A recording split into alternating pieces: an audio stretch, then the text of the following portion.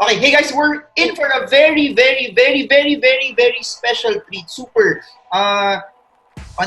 We have Salve Duplito, personally, I think she's one of the best in terms of personal finance, but not just in terms of teaching, no. She also has the heart. I was with her in Dubai. Umiyak lahat ng mga tao the last time I was with her there, sharing her story on personal finance. So, before we begin, Salve, how are you? What are you doing in this lockdown period? Oh, lockdown period. I'm doing okay. Thank you for asking. I'm on Facebook. I'm plugged so much on Facebook because I want to know everything that's happening. I'm locked in my house with my children and my 4 pets. Okay, wow. So, ang mabilis sa amin maubos hindi toilet paper kundi pagkain. Ayan. So, we're happy. We're trying to learn everything that we can from what's happening. Hi, say hi. You wanna say hi? Okay, here's my little...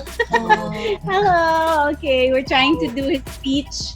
So, yeah. So, this is a good time. Really, a good time for us to consider being more inclusive in everything that we're doing, taking care of each other, going back to the basic rhythms of life. Like, wow.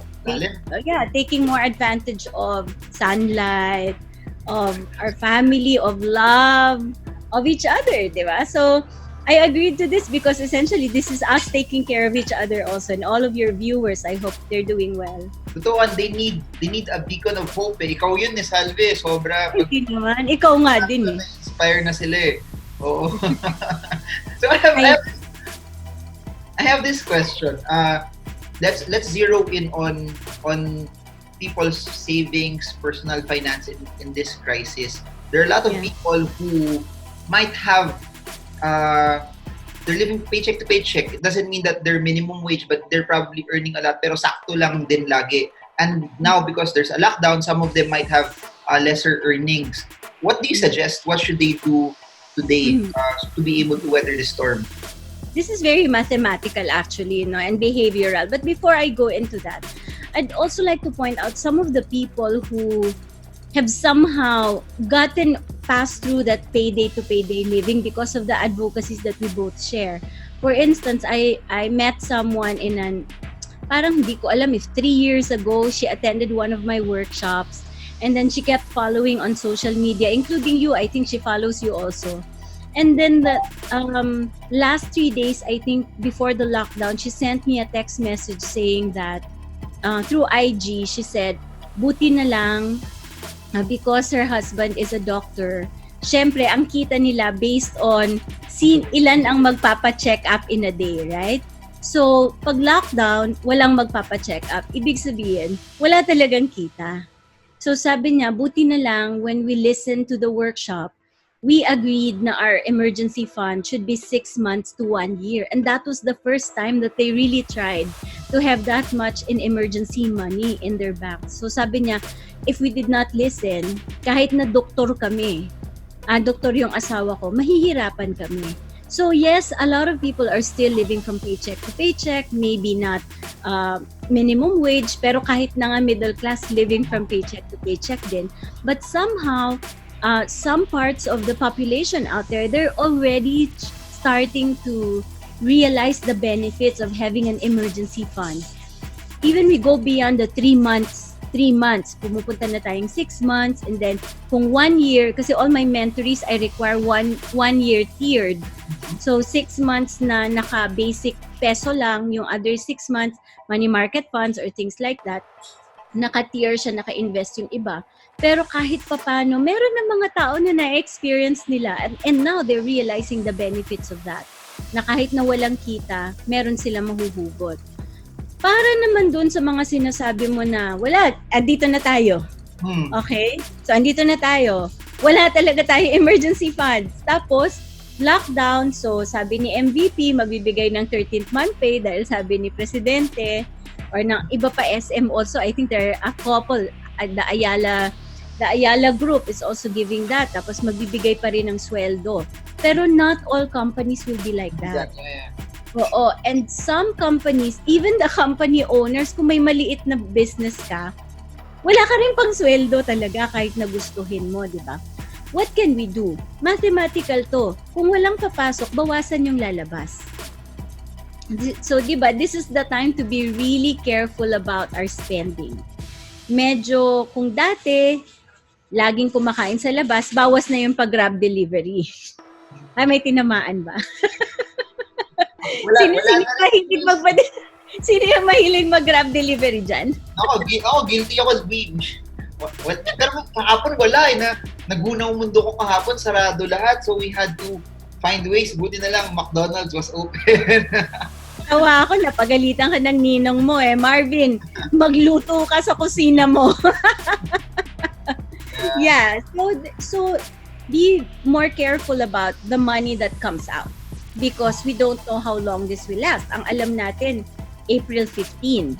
But don't parang, there is still a possibility na humaba pa siya. So, be more stingy, be more careful about the money that comes out because there's less money coming in. Now, if you want pa to be more mathematical, look for ways to earn money even in this environment. Baka you can do some online mentoring for other people who require certain kinds of services. If you're homeschooling or tutoring, pwede yan through videos, diba? There are other people who might need your services, even those who are overseas. So as long as you have something to teach, language, yung mga other people who require, who need to learn how to speak English, you can still tutor via online. And then the payment systems are still okay.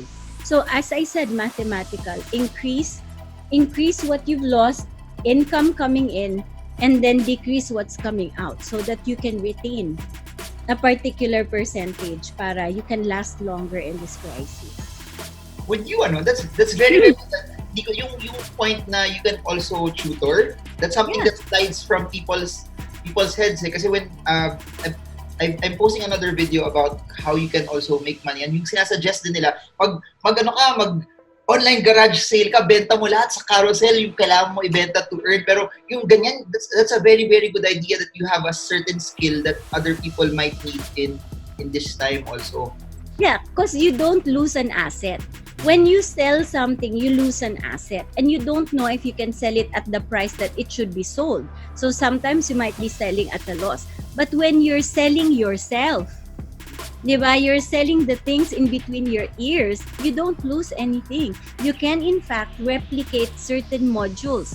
So if a one-on-one coaching is too expensive, you can do an online class.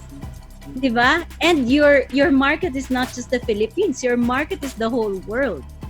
So as I told you earlier, some businesses might shut down, but this might spark new businesses as well. Depende na yan sa creativity natin. And what's nice about that, lahat tayo from our experience, you can be an accountant, you can be a designer, halos lahat na-outsource already, you can do it via the internet. What do you suggest naman for people who don't have that skills na parang based on their experience, wala nagtrabaho ako sa, I don't know, I'm an engineer na nagde-design ako ng mga chips or something. What's the best thing that they can do aside from certain skill sets that they can have? Yung pagka mga ganun, baka talagang dapat magbenta ka na ng mga gamit. Okay, diba? Ganun. Kung kunwari, if you really need money, maybe you can let go of a car. Or you can sell for other people also. Okay. Diba? You can be a salesperson for other people. So, maraming pwedeng gawin. Magtingin-tingin ka na sa bahay mo kung ano yung mga trading cards mo dyan noong unang panahon na pwede mo nang ibenta ngayon. Malay mo, meron palang buyer. Madami ako niyan, pero maling player yung investan ko. Dito magal yung career, so wala siyang value. But, this is one of the questions people would ask, no? You talked about yung uncertainty kanina, that we don't know how long will this go. Were you already part of the industry nung 97 crash? Were you there already? Yeah, I started being a financial reporter in 1995. Okay. I started 1995. So by the time 1997, medyo na ako nun, senior reporter na ako in Business World. So I saw the market crash at that time. How do you think this is different from 97, 2008 to where we are now? And yung 2008 kasi, yun nabutan ko na yun, ang bilis niya mag-recover eh. In a year, the market was not just where it was before, but it was even higher. In terms of sentiment, in terms of fear, is this scarier than 97? Or kasi yung 2008 di tayo apektado eh. Ngayon apektado yung consumption natin eh. So where will you place this in terms of sentiment and how things are in terms of how we could recover? Alam mo, yung health crisis kasi mas malapit sa bituka ng mga tao. In 1997, of course, it was very difficult, but it was really a financial crisis. So in the beginning, people did not panic as much as now. Na in a couple of days after lockdown, everybody's locked down in their house. So that in itself brings a different level of feeling that things are going to end tomorrow. Like scorched earth scenario tayo ngayon. And the problem here is that everybody's affected. You look at the news in 1997, the US, cool sila dun nun eh. Kasi Asian flu yun, di ba? So tayo yung center. Ngayon, everybody's the center. All countries are affected. Italy's on lockdown. People are dying. So now, the sense of panic is higher than before. Higher than 1997. I mean, the stock market did not get closed like this, di ba? First time in history. I've been watching the market for a long time. Ngayon lang talaga nangyari to, and it's not even because of the levels being the free fall, the speed of the fall. It's not even because of that. It's because people are scared that we might get infected with the virus. So, the panic levels are different now. Mas malapit to sa bituka. But having said that, I also believe that this is not going to last long. I believe in the ability of the human brain to think of solutions to whatever is happening. And if there are going to be massive changes, there are also going to be beautiful changes afterwards. We are going to recover. This too shall pass. So, tamo sobrang inspiring, Salve. Super inspiring. My question in that is also investing, markets drop. This is something that's different. It will be a faster recovery. What's your suggestion to people who are losing money naman? And just to give you context, the level of messages that I got when the market was closed, hindi ka makaka-withdraw ng mutual funds, hindi ka makaka-withdraw ng UITF. If it dragged longer, yung bonds mo, yung interest, wala kang makuha, yung pref shares mo, wala ka rin makuha dividends nun. So, lahat apektado. So, people got even more scared also. So, my question is, for those who, number one, pumasok, naipit, what's your advice to them? Especially when all you see is doom and gloom, it's easier to react based on emotion. And secondly, for those that have cash right now that's sitting on the sidelines. So at least we hit two different people. I think alam mo naman ako anong sasabihin ko, di ba? Because you know already what kind of an investor I am. So for the first group who, and a lot of them are also on my page and asking when the market reversal will be, what they will do. I feel like it's 1997 all over again or 2008. And what I keep telling them is that we're on pause. We are not at the end of the world. Right? This is just a pause button. So when it plays again, when the government hits play again, it's just as if life was frozen for a couple of days. And then you move forward already with the market. Now, this is what I've learned. Hi, Blue and the puppy. This is what I've learned in the course of my studies because I'm so much like a contrarian investor. Sorry. So, I'm a contrarian investor. I really don't care what the market thinks of the stocks that I own. Because I believe over time, sentiment doesn't have, yes, I love you too. Sentiment doesn't have anything to do with the intrinsic value of a share or a company. I'm only concerned about the fundamental. Let's say this company A, B, C shuts down because of the COVID-19, then that's definitely going to affect me. But since I only invest in stocks that are big, in companies that are big, in companies that have a lot of cash coming in, that are not overly leveraged and are very well managed, then I don't have anything to worry about. What I am worried about is getting the right price when I buy. So what happens is, if I use, siguro I spend around 6 months studying a stock before I buy it. Then when I'm on acquisition mode like now, you just look for the right price and then you wait until you get your trades done, and I'm happy.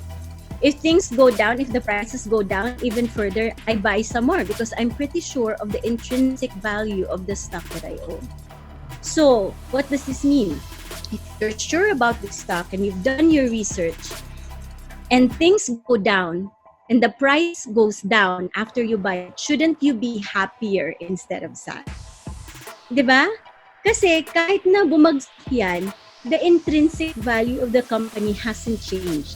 So if the price goes down further, then you can buy some more, mas cheap pa. Diba?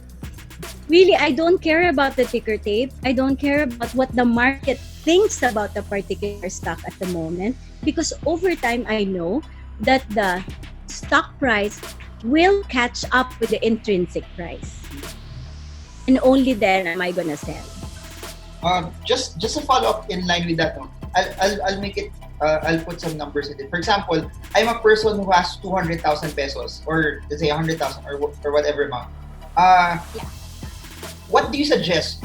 What percentage of that do they put in immediately para may bala pa sila later on? Do you suggest they split it into 5, split it into 4, or just 2? Yeah.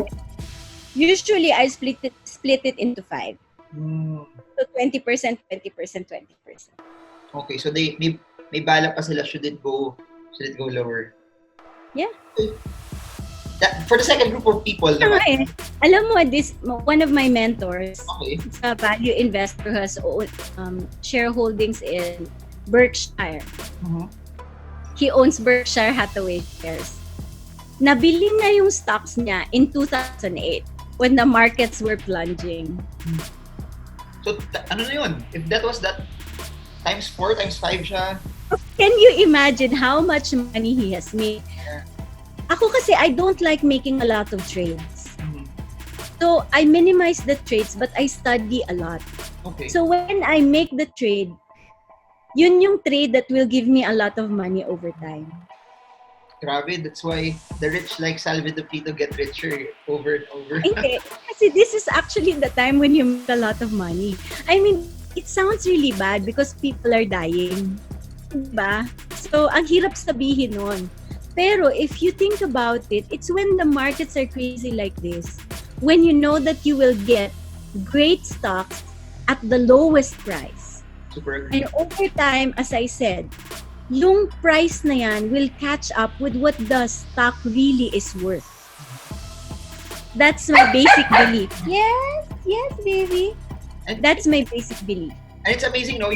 Yung pinag-usapan natin, especially even in on the money, that wag muna ngayon, valuations are too high, wait for the market to correct. This is it, we're right smack in the middle of something where valuations are very, very low and there's just too much fear around already. And people aren't buying because they're scared. So, tama ka. Salve Duplito saying it already, if you have extra cash, and then you know what companies For are... extra ha, as in extra. Like, you don't need it in the next 10 years. Mm-hmm. And it has to be, please remember, kailangan nyo pa yung pag-aralan, it has to be a good company. You have to know that it's also undervalued also. Huwag nyo bibilin yung I would look at it also as hindi lang yung stock na bumagsak, pero kung apektado siya because of what's happening, I still won't buy them kahit malaki yung binagsak niya. I want companies that will also take advantage of what's happening right now, that they can position themselves to even make more, or they're resilient even on the crisis also. Pretend that you're buying a business. Like you're going to be a really part owner of the business and that you're going to manage it from day to day, diba? That's the due diligence required. So dapat alam mo kung ano yung negosyo, alam mo kung ano yung produkto, saan kinukuha yung raw material, saan binibenta, sino yung presidente, sino yung nasa board, intindihin mo kung mabuting tao sila o hindi. When you know all of these things, you understand whether this kind of crisis will cause it to shut down or not. Diba? Kung feeling mo like you, if you believe that certain telcos will take advantage of this difficulty because people are going to be online like us right now, diba? Then you know that whatever happens, they're going to make money. Diba? Hindi lang yung Salve, yung di napapansin ng tao, may mga dividends yan, yung dividends that are there right now are attractive already, that buy them at this point in time, even if you hold them, then later on, the stock price would go higher pa. So your yield would eventually be much, much higher based on the price that you're buying it today. So, I totally agree. And that's why videos like this are important because it's nice to hear it from different people. Also, yung mga pananaw nila that at the midst of a lot of people being scared, this is one of the best times also to position. Not saying that we don't know kung babagsak pa siya or ito na yung pinaka-bottom or magre-reverse na siya, but you have to know that it's already crazy cheap than where we were 2 years ago also.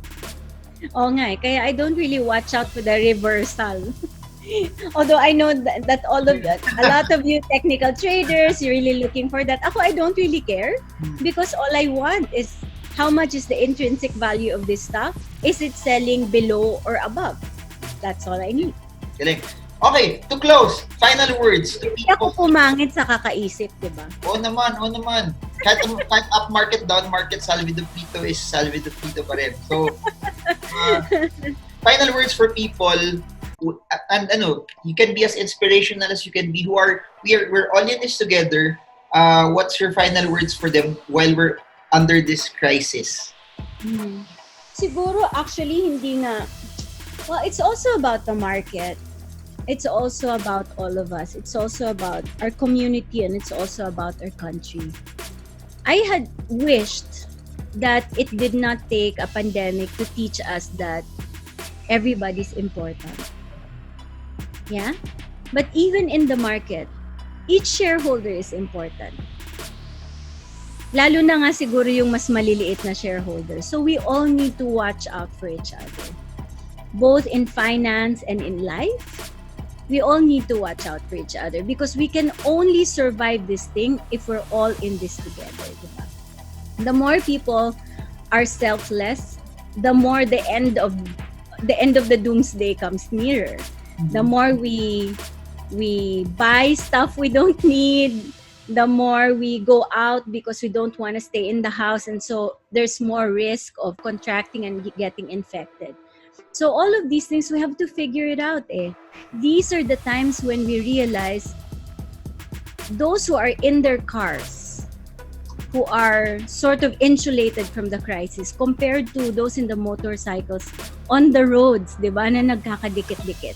Sa tingin mo, if we don't take care of them, we're just going to insulate ourselves a little bit more, a little bit longer, but in the end, we're all going to die if we don't take care of them also.